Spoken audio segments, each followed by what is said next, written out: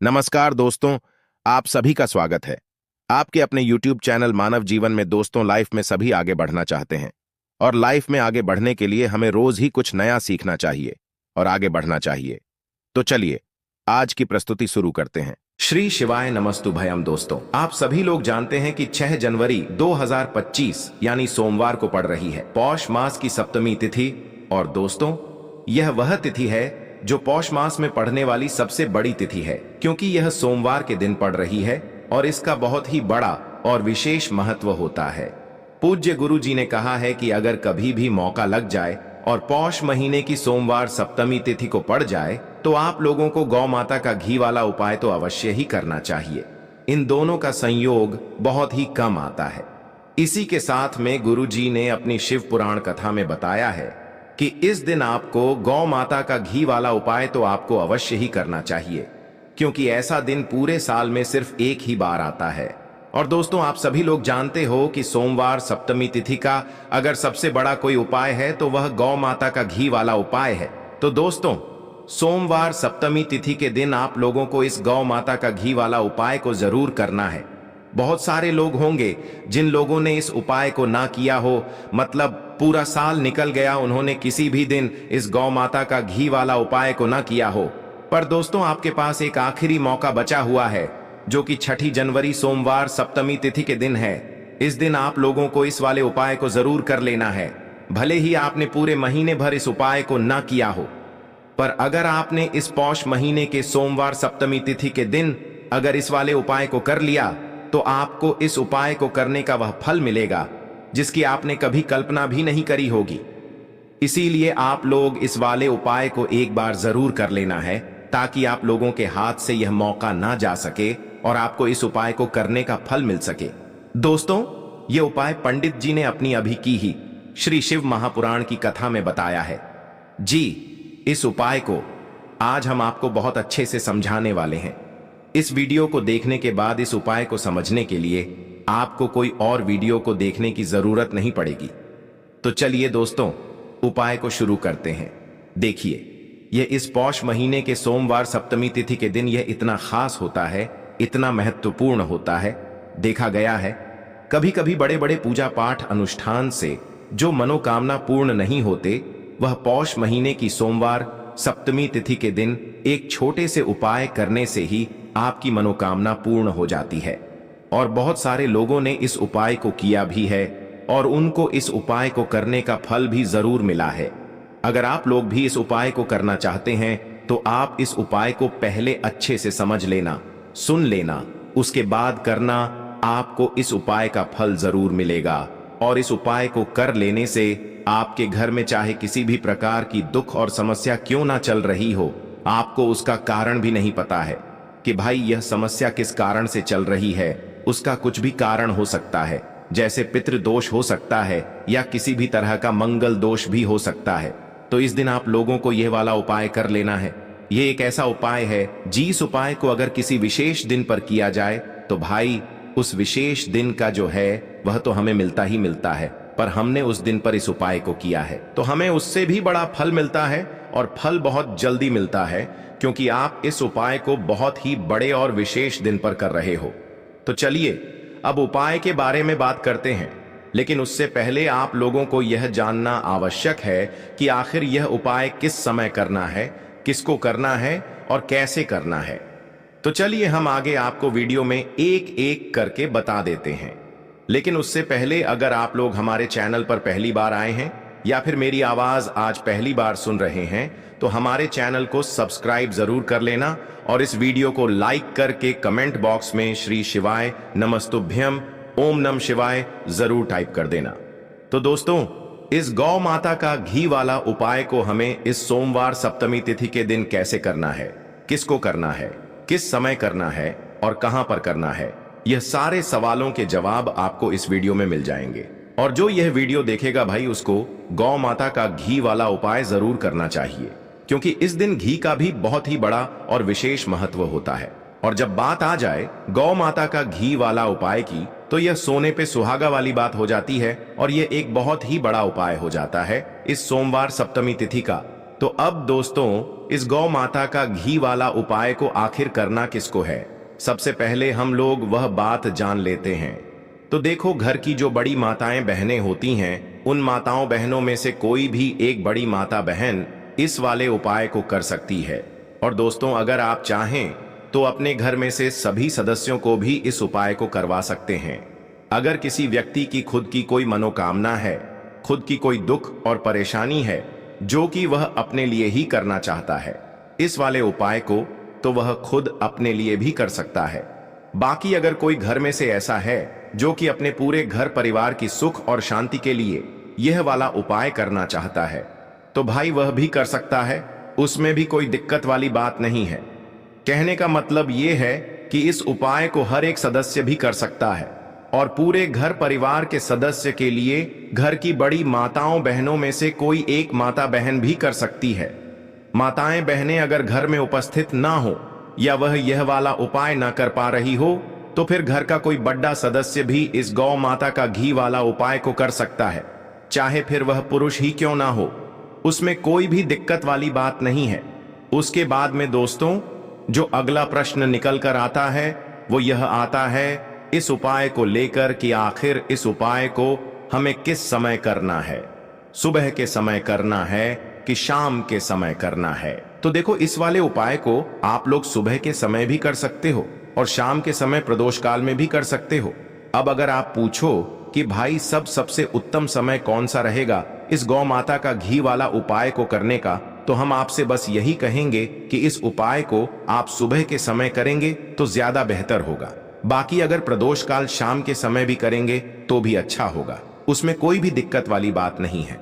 तो अब दोस्तों, जो अगली सबसे बड़ी और महत्वपूर्ण बात आती है वह यह आती है कि सुबह अगर हम उपाय को करेंगे तो हमें कितने बजे से लेकर कितने बजे तक के बीच में करना है, और शाम के समय प्रदोष काल में करेंगे तो हमें कितने बजे से लेकर कितने बजे के बीच में करना है। तो देखो, सुबह जितनी जल्दी हो सके आप उपाय को करने की कोशिश करना। बाकी अगर किसी कारणवश लेट भी हो जाओ, थोड़ी देर भी हो जाए, तो 10 या 11 बजे तक भी आप उपाय कर लेना, पर 12 बजे से ज्यादा देरी ना हो, ठीक है? इस बात का ध्यान रखना। उसके बाद में दोस्तों, अगर शाम के समय प्रदोष काल की बात करें, प्रदोष काल का जो समय होता है वो शाम के 6 बजे से शुरू हो जाता है। मतलब शाम के 6 बजे से लेकर 7 बजे के बीच का जो समय होता है, यह समय प्रदोष काल का समय होता है। तो आप इस उपाय को 7 या 8 बजे के बीच में भी कर सकते हो।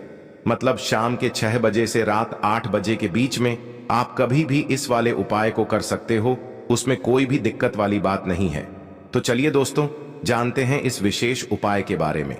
लेकिन उससे पहले पूज्य गुरुदेव की ही कथा को सुन करके और समझ करके ही आपको समझाने का पूरा प्रयास करेंगे। लेकिन उससे पहले वीडियो को लाइक करें। देखिए दोस्तों, आज की इस वीडियो में हम आपको पूज्य गुरुजी द्वारा बताए गए 2 बहुत ही खास उपायों के बारे में बताने वाले हैं। इनमें से जो भी उपाय आपकी समस्या के लिए उचित है, सरल है, उसे आप कर सकते हैं। तो चलिए दोस्तों, जान लेते हैं गुरुदेव द्वारा बताए गए सबसे पहले खास उपाय के बारे में। देखिए, इस उपाय को करने के लिए सबसे पहले तो आपको मात्र एक प्यारी सी और सुंदर सी बेलपत्र लेनी है। बेलपत्र आपको ध्यान रखना है कि कहीं से भी कटी फटी खंडित नहीं होनी चाहिए, और यदि आपको बेलपत्र प्राप्त नहीं हो पाती हैं, तो आप शिवलिंग पर चढ़ी हुई बेलपत्र को पुनः शुद्ध जल से धो करके उसका उपयोग कर सकते हैं। दोस्तों, आप सभी जानते हैं कि अभी बेलपत्र के वृक्ष का पथ जड़ हुआ है, तो आपको बेलपत्र आसानी से प्राप्त हो जाएगी। तो इस प्रकार से आपको एक बेलपत्र लेनी है। इसी के साथ में आपको मात्र थोड़ा सा शहद लेना है। शहद आपको मात्र 2 से 4 बूंद ही लेना है। फिर इसके बाद आपको लेना होगा मात्र 1 लोटा जल तांबे के पात्र के अंदर अपने घर से। फिर इसी के साथ में आपको लेना होगा मात्र लाल चंदन। यदि आपके पास लाल चंदन नहीं है तो फिर आप 1 से 2 बूंद घी भी ले सकते हैं। इस उपाय के लिए आपको मात्र 1 बूंद ही घी लेना होगा। अब देखिए, मात्र जो सभी सामग्रियां हैं, इन्हें सीधे लेकर के आपको पहुंचना है सोमवार सप्तमी तिथि के दिन भगवान शिव के मंदिर में। यह उपाय आप सोमवार सप्तमी तिथि के दिन सुबह से लेकर के शाम तक किसी भी समय में कर सकते हैं। देखिए, शिव मंदिर पहुंचने के बाद सबसे पहले तो आप जो एक बेलपत्र लेकर के आए हैं, उस बेलपत्र की सबसे आगे वाली पत्ती, यानी कि जिसे हम सबसे बड़ी वाली पत्ती कहते हैं, उस पत्ती की चिकनी साइड पर आपको शहद लगा देना है। आप अपने दाहिने हाथ यानी कि राइट हैंड की जो अनामिका उंगली होती है, उसी से इस बेलपत्र की आगे वाली पत्ती पर शहद लगा दीजिए। इसके बाद बीच वाली जो डंडी होती है, यानी कि जो तीनों पत्तियों को जोड़ने का कार्य करती हैं, उसी डंडे पर आप जो अपने साथ या तो लाल चंदन लेकर के आए या फिर एक बूंद घी लेकर के आए, इन दोनों में से आपको मात्र एक सामग्री इस बीच वाली डंडी पर एक बिंदी लगा देनी है। यानी कि यदि आप घी लेकर के आए हैं तो उसकी एक बिंदी लगा दीजिए। यदि आप लाल चंदन लेकर के आए तो उसकी बिंदी आपको बीच वाली डंडी पर लगा देनी है। अब इस प्रकार से बेलपत्री तैयार करने के बाद इसे आपको भगवान शिव के शिवलिंग पर समर्पित कर देनी है। देखिए, शिवलिंग के ऊपर आपको ये बेलपत्री इस प्रकार से समर्पित करनी है कि इसकी जो चिकनी साइड है वह शिवलिंग से स्पर्श रहेगी, डंडी वाला भाग जलाधारी की ओर रहेगा। इस प्रकार से आपको यह बेलपत्र शिवलिंग पर अर्पित करनी है। और जब भी आप यह बेलपत्र शिवलिंग पर अर्पित करेंगे तो आपको अपनी हथेली शिवलिंग से ही स्पर्श रखनी है। अपनी हथेली को आपको शिवलिंग से हटाना नहीं है। देखिए, जब भी बेलपत्र समर्पित करते समय आप अपनी हथेली शिवलिंग से स्पर्श करेंगे, तब आपको जो भी आपकी विशेष मनोकामना है, उस मनोकामना को परिपूर्ण करने की आपको महादेव से प्रार्थना कर लेनी है। और उसके बाद आपको अपनी जो हथेली है, इससे बेलपत्र के ऊपर से हटा लेनी है। फिर सबसे आखिर में आपके पास जो जल है, इससे आपको धीरे धीरे भगवान शिव की शिवलिंग पर ही समर्पित कर देना होगा। शिव महापुराण के मूल मंत्र श्री शिवाय नमस्तुभयम, इस मंत्र का लगातार जाप करते हुए पूज्य गुरुदेव ने कहा है कि जल आपको इतने धीरे धीरे अर्पित करना है कि जल अर्पित करते समय आप कम से कम 11 बार श्री शिवाय नमस्तुभयम या फिर ओम नमः शिवाय इस मंत्र का स्मरण अवश्य ही कर सकें। फिर इसके बाद जलाधारी से जो जल नीचे बह रहा है, उससे आपको थोड़ा सा अपने हाथ में झेल लेना है और इस जल को आपको अपनी आंखों पर और अपने नेत्रों पर लगा लेना है।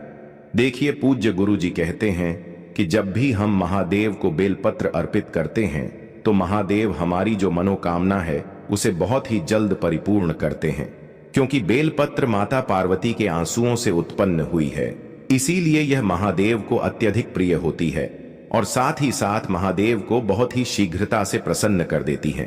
पूज्य गुरु जी ने कहा है कि आपको यह उपाय विशेषकर 3 सोमवार या फिर 5 सोमवार लगातार कर लेना चाहिए, क्योंकि इससे हमारे जीवन की ऐसी कोई मनोकामना नहीं जिसे महादेव परिपूर्ण न कर सके। तो इस प्रकार से आपको मनोकामना पूर्ति के लिए यह सुंदर सा उपाय करना है। अब दोस्तों, हम जान लेते हैं गुरुदेव द्वारा बताए गए दूसरे खास और चमत्कारिक उपाय के बारे में। देखिए, यह उपाय भी बहुत ही खास होने वाला है। इस उपाय को करने के लिए आपको सबसे पहले तो आधा चम्मच या फिर उससे भी कम गौ माता का घी लेना है। यदि आपको गौ माता का घी प्राप्त हो जाता है तो आपको आधा चम्मच गौ माता का घी ले लेना है। यदि आपके पास अन्य शुद्ध घी है तो उसे आपको ले लेना है। अब देखिए दोस्तों, आपको ये जो घी है इसे सीधे लेकर के पहुंच जाना है भगवान शिव के मंदिर में। देखिए, पूज्य गुरु जी कहते हैं कि यह एक ऐसा अचक उपाय है जो आपकी बीमारी को भी समाप्त करने वाला है। आपके घर में जो भी लड़ाई झगड़े हैं उन्हें भी समाप्त करने वाला है। आपको अपने जीवन में सुख, समृद्धि, मान, सम्मान, ऐश्वर्य, कीर्ति, इन सभी की प्राप्ति करवाने वाला है। अगर आपके ऊपर किसी भी प्रकार का कर्ज भी हो गया है तो उससे भी यह उपाय समाप्त करने वाला है। यानी कि यह उपाय आपकी सभी प्रकार की समस्याओं को समाप्त करने वाला है। देखिए दोस्तों, पूज्य गुरु जी कहते हैं कि यदि आप यह उपाय सोमवार सप्तमी तिथि के दिन प्रदोष काल के समय में करेंगे तो यह उपाय आपके लिए अत्यधिक सर्वोत्तम होने वाला है। प्रदोष काल का जो समय है वह सूर्यास्त से 45 मिनट पूर्व शुरू होता है और सूर्यास्त के 45 मिनट बाद तक रहता है। यानी कि जो 1.5 घंटे का समय होता है, इससे हम प्रदोष काल का समय कहते हैं। और इसी समय आपको कोशिश करनी है कि आप यह उपाय करें। यदि आपको इस समय नहीं मिल पाता है तो फिर आप इस उपाय को सुबह से लेकर के शाम तक किसी से भी समय कर सकते हैं। देखिए, प्रदोष काल का समय एक ऐसा समय है जिसमें साक्षात महादेव शिवलिंग में विराजमान होते हैं। इसीलिए आप कोशिश करिए कि यह उपाय प्रदोष काल के समय में ही करें। देखिए, शिव मंदिर पहुंचने के बाद सबसे पहले तो आप जो घी लेकर के गए थे, इससे आपको अपने सीधे हाथ की जो अनामिका उंगली होती है, उस उंगली में आपको यह घी लेना है और इस घी से आपको शिवलिंग पर, जहां माता अशोक सुंदरी का स्थान, उस स्थान पर आपको अच्छी तरीके से इस घी का लेपन करना है। इसी प्रकार से आपको घी का लेपन अच्छे से माता अशोक सुंदरी वाले स्थान पर करना है। अब घी का लेपन करने के बाद आपको महादेव से आपकी जीन में जो भी समस्या चल रही है उसे दूर करने की प्रार्थना कर लेनी है। और फिर आपको यह जो उंगली है जिससे आपने घी का लेपन किया था, इस उंगली को आपको कहीं भी साफ नहीं करना है, बल्कि इस उंगली को आपको सीधे ऐसे ही अपने घर लेकर के आ जाना है और इस उंगली से आपको घी की एक बिंदी अपने मुख्य द्वार पर लगा देनी है। अब देखिए, यदि आप यह उपाय सुख समृद्धि तथा वैभव की प्राप्ति के लिए कर रहे हैं तो फिर आपको चंद्रमौली महादेव का मन में स्मरण करना है। अगर आप रोग मुक्ति के लिए कर रहे हैं तो फिर आपको कुंदकेश्वर महादेव का स्मरण कर लेना है। और अगर आप कर्ज मुक्ति के लिए यह उपाय कर रहे हैं तो फिर आपको आरण मुक्तेश्वर महादेव का मन में स्मरण कर लेना है। पूज्य गुरुदेव ने बताया है कि जो भी व्यक्ति 6 जनवरी 2025 पौष मास की सोमवार सप्तमी तिथि पर इस प्रकार से यह चमत एक उपाय कर लेता है तो हम आपको यकीन दिलाते हैं कि आपके जीवन की जो सारी परेशानियां हैं वह महादेव की कृपा से बहुत ही शीघ्रता से समाप्त होने वाली है। तो इस प्रकार से आपको एक सुंदर सा उपाय भी करना है। आज के लिए बस इतना ही इस वीडियो में दी गई जानकारी। अगर आपको अच्छी लगी हो तो प्लीज हमारे चैनल मानव जीवन को सब्सक्राइब करें, लाइक करें और हमारे वीडियो में अंत तक बने रहने के लिए धन्यवाद।